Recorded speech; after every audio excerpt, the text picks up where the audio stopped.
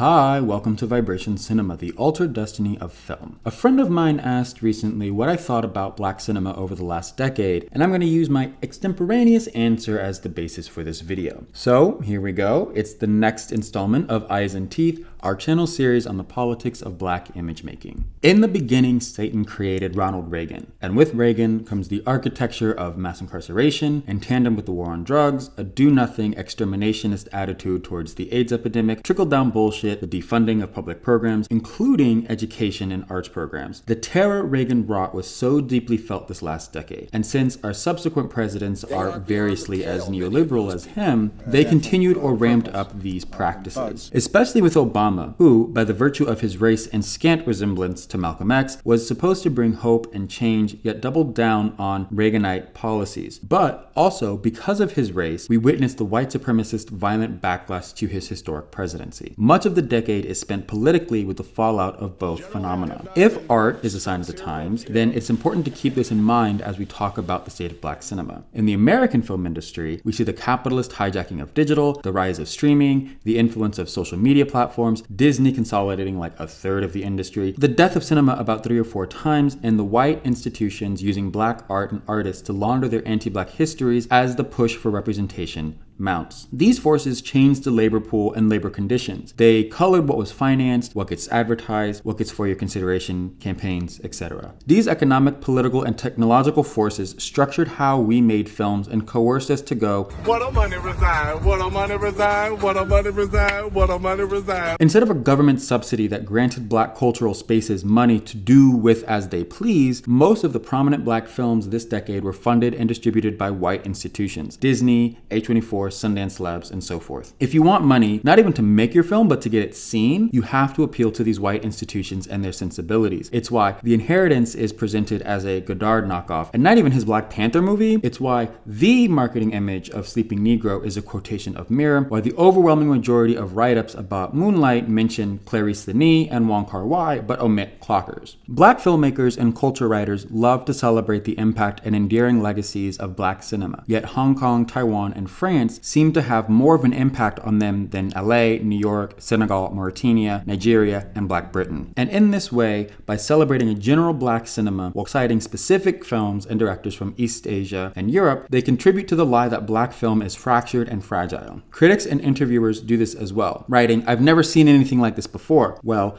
I've seen your letterbox, and it seems to me that you saw something like this last Wednesday. Because of how money works in this industry, our films are put into compromising positions. Time, an immediate and beautiful film about the dispiriting machinations of the prison system, is distributed by Amazon, who invests in carceral technologies and allows police backdoor access into Ring cameras to bypass your rights and privacy. That's not Garrett Bradley's fault. She has an obligation first to tell Robin Fox's story, which can't be done if the film sits collecting dust. And she also has a financial obligation to backers. It sucks, but what can you really do if filmmaking is your bread and butter? I get that the realities of capitalism mean that you have to find a way to appeal to these white institutions. That's the hand that we've been dealt, and we have to play it. But, play strategically. Learn how to be a card shark or something, I don't know.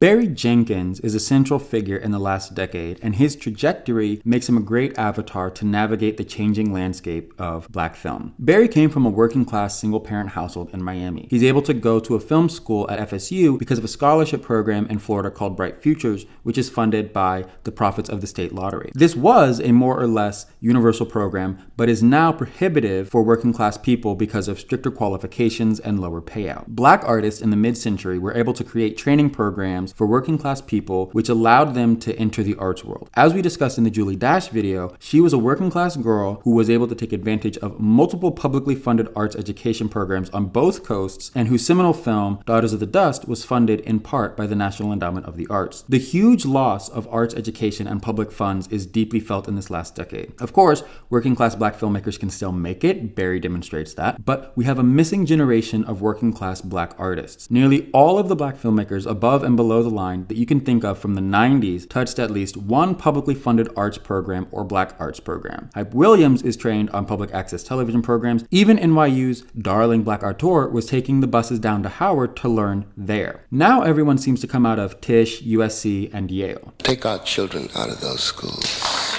The Guardian did a study on the amount of working class artists in England, a loss of half from the previous decade. I couldn't find a similar study for America, but given the steady erosion of public arts money for the past 40 years, it wouldn't surprise me if our numbers are actually worse. Having Black-oriented arts education is important to creating well-trained artists and the formation of a discerning audience. We all know Fran Lebowitz's off-cited comments about the role of AIDS in decimating the studied talent and learned audience of the New York City Ballet. I think in addition to that, for us, mass incarceration and defunding public arts programs plays an important role as well. These factors broke certain pedagogies of Black film and media production. And now people are grasping at straws trying to create a quote-unquote new Black aesthetic in freefall, making mistakes that we learned from 40 and 50 years ago. The last decade demonstrated that we don't have a colloquial common sense understanding of Black film aesthetics, politics, and history, and here again, Barry is useful. From his account, he struggled to find good instruction on how to properly light Black people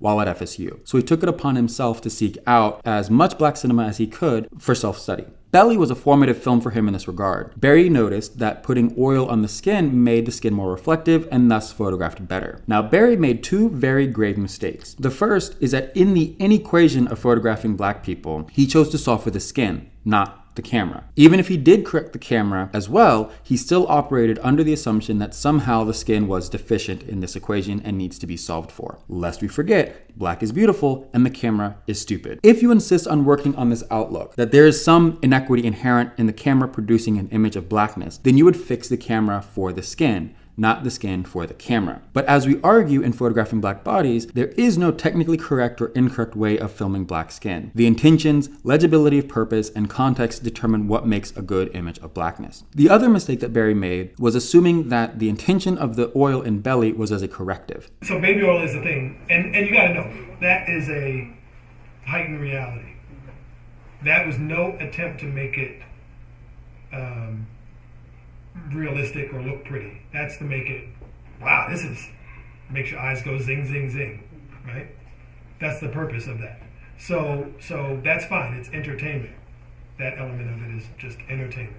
I don't fault Barry for these mistakes. That's a natural outcome of having no guidance and limited access to Black resources at a PWI. But when he says this back in 2016, I expect gentle corrections and pushbacks or something. And I've seen this story go viral a couple of times, and there's, again, still no pushback or anything. And that's the problem that I have. We have a wealth of information at our fingertips now that Barry did not have at FSU. Barry graduates the same year as DVX User launches, 2 years before YouTube launches and 4 years before the website formerly known as the Auteurs launches. These websites were instrumental in creating an online infrastructure of technical knowledge, channels of disseminating interviews and analysis, sharing a breadth of film methodologies, and making hard-to-see films accessible. The culture writers, bloggers, and YouTube personalities should have spent the last decade historicizing Black cinema, especially since we rediscovered so much. The LA Rebellion had its resurgence in 2013. Bill Gunn, Kathleen Collins, Med Hondo, Sarah Maloterer, Edward Owens, Willie Ruff, St. Clair Bourne, William Greaves, the Lincoln Picture Company, Sarah Gomez, Camille Billups, and many others all had works restored with major retrospectives. Deborah Willis's History of Black Photographers from 1840 to the Present was published in 2000, and she speaks of this history in Thomas Allen Harris's 2014 documentary, Through a Lens Darkly, which he has made available for free on YouTube. The programmers and historians and archivists did a great job presenting and making supplemental material available for these rediscoveries. Just this February, the Academy Museum held a 3-day event celebrating the history of Black cinema, and some of the panels are available online. I don't expect the general public to pursue these retrospectives, nor even know the intricacies of Black film history. But I do expect those culture writers and academics who create what becomes popular discourse, our colloquial understanding of film, that which becomes common sense Black film, to know and disseminate that information so the general public has at least an idea of what's going on, that we've been involved in this industry for a while. But instead, they made the decision to write endlessly about fucking Shirley cards, with little references to the actual history of Black photography and Black cinema. I started asking lay people and students if they've heard of the racist history of cinema, and I get a wide range of yeses. A lot of these are vague and imprecise, and that's, of course, the nature of colloquial or common sense understandings of film, but I do get answers ranging from Birth of a Nation to blackface to The Camera Wasn't Made for Us to race science. But when I ask them if they can describe Black photography before the Civil War or film before 1915, they have no clue and are initially skeptical that we've been involved with the camera essentially from jump. We We recouped so much of our history in the last decade and nobody knows about it. The overemphasis on the white supremacist filmmaking history stamped out our own history even as we were simultaneously drowning in its resurgence. This lack of self-knowledge is damaging to artists and audiences. I get a lot of students who are either afraid of the camera or they hate it. Timidity and rage cloud artists' judgment. But when I tell them of the breadth and the longevity of our history with the camera, that the first black photographers were working within the first year of the daguerreotype, that we were early pioneers in film exhibition, filmmaking within the first decade, and that we can trace,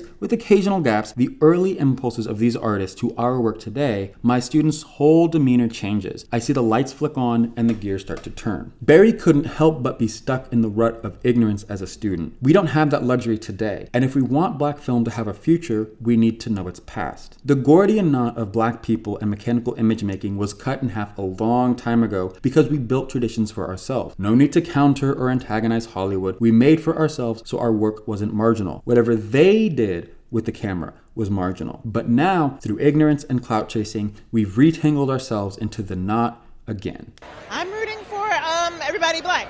Well, I'm not, because a lot of you guys are dumb and mediocre. The confluence of everything that we've talked about up until this point created the perfect conditions for one of the worst artistic considerations: representation. I've been anti-representation from the start. It doesn't make sense. It's not workable. Representation is a concept that is so easy to project onto. It's a narcissistic endeavor. I, as a filmmaker, can tell my story and you can't stop me, and I, as an audience, can pay $20 to see myself on screen. This has created a phenomenon where any critique of the work becomes a critique of the artist and those who identify with it. If the editing is shoddy, the editing is shoddy. It doesn't mean that your personal story is invalid, it just means that the editing is shoddy. At the same time, some criticisms of a movie can point to the machinations of an industry in crisis. The calling card debut feature film industrial complex doesn't mean much these days because there are no more Sundance kids who can become Hollywood wonder kids like Paul Thomas Anderson or Damien Gazelle. We have the Disney pipeline now: Ava DuVernay, Barry Jenkins, Ryan Coogler. So maybe criticisms levied against debut films with no personality, no va-va-voom, is indicative of the content-driven, inoffensive bent that is inundating the industry more so than the talent of the director, even if critics or laypeople can't articulate it as such. Criticism, however mild, is seen as potentially career-ending for a young black filmmaker, so we can never be honest with our cultural output. We all whisper about this and that film, you know how it goes. I'm happy that this filmmaker is getting shine, but in all honesty, the movie is not that good. We all censor the titles and filmmakers we tweet criticisms about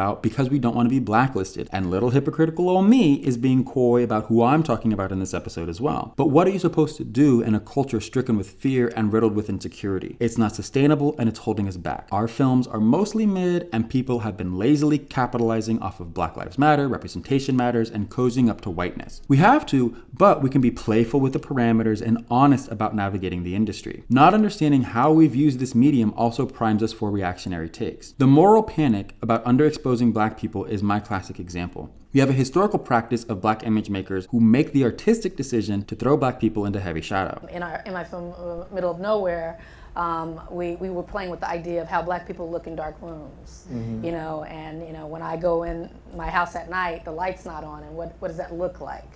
And so often folks are afraid to put darker hues against darker backdrops because it's just going to be teeth and eyes. You know what I mean? And that's not necessarily the case, and sometimes it is the case, and it's beautiful. And so really playing with all of that texture and all of that tone and what that means to deconstruct it and experiment with it. And so with Selma, it was just so deeply embedded in our, you know, love of our people, you know, the legacy of the civil rights movement, but then also just we really were always playing with the idea of the black body and deconstructing that in all kinds of ways. So there's we were very rigorous with our use of close-up, with our use of profile. We like just a little bit of a rim of light just on the profile. You may not be able to see everything. There's a whole scene where there's two dark men, David Oyelowo and Coleman Domingo, sitting in a dark jail cell. Right. And there's just a little peak of light. And it's a funny story. That was our first day of shooting. So that was the first dailies to go to the studio, and they were like, no joke, ordered extra dailies, colorists to go in, and like had money set aside to reshoot it, and me and Brad are like, That's what it's supposed to look like. Right, you know what I mean? right. And eventually that's in the film. But, no disrespect to them, but that image, just the image of two dark-skinned people sitting in a dark space was so startling and rare that it needed an extra Dailies colorist, like just to see if, is there information there? They call it information. Like, if we want to turn it up, can we? You know what I mean? And Brad was like, yeah, there's information in there. And the information was like the tip of the nose. Like, you could like when you cranked it up, you could see like that. They were like, but I mean, the idea of, translating that kind of photographic experimentation with how that really related to the narrative. I mean, at that point in jails in the mid-'60s, in the Deep South, wasn't no pretty light coming in the window. You know what I mean? Like, how do you make that real? How do you make it dank? How do you make it feel like our reference was making it feel like the hull of a slave ship? Like, that was what we were trying to do. And so to do that, you can't be like giving them an extra fill, like right here. You know what I mean? You have to just go for it.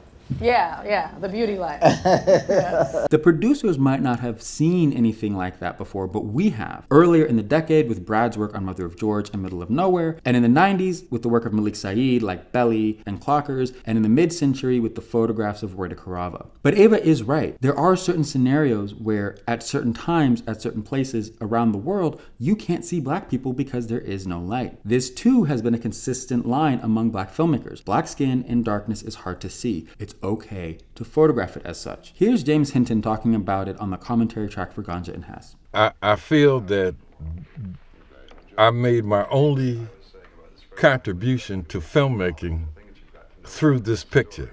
I think I showed the industry how black people were supposed to look on the screen.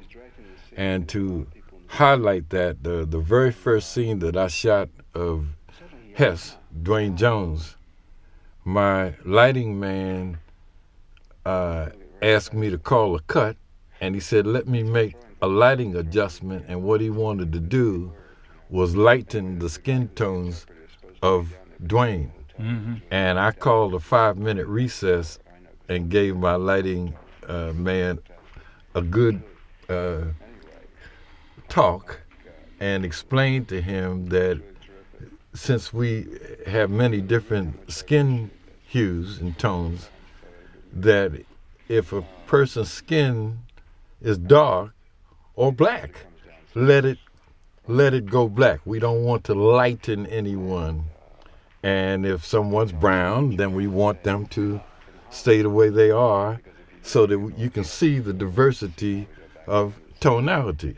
And I think that's the only major contribution that I've made to the cinema.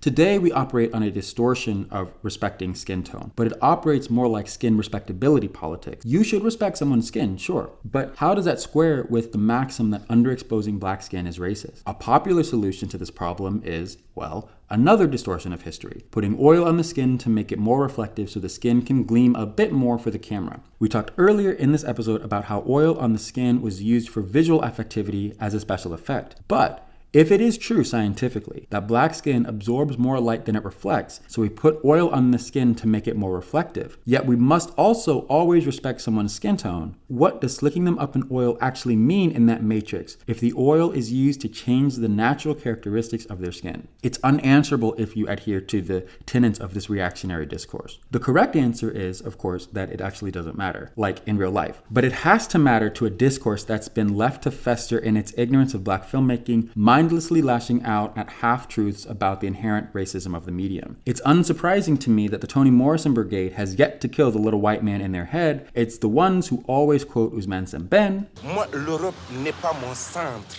for whom Europe is most central. To the day one Varbs, I know I sound like a broken record, but until there's a semblance of a common sense understanding of black image making that permeates the popular discourse, where people know we've been using cameras from the jump, that we have a long-standing traditions in these mediums, and we were just as instrumental in shaping them as anybody else. I'm sorry, but you're gonna have to hear this take again and again and again, because these bitches can't get off of MC Depot.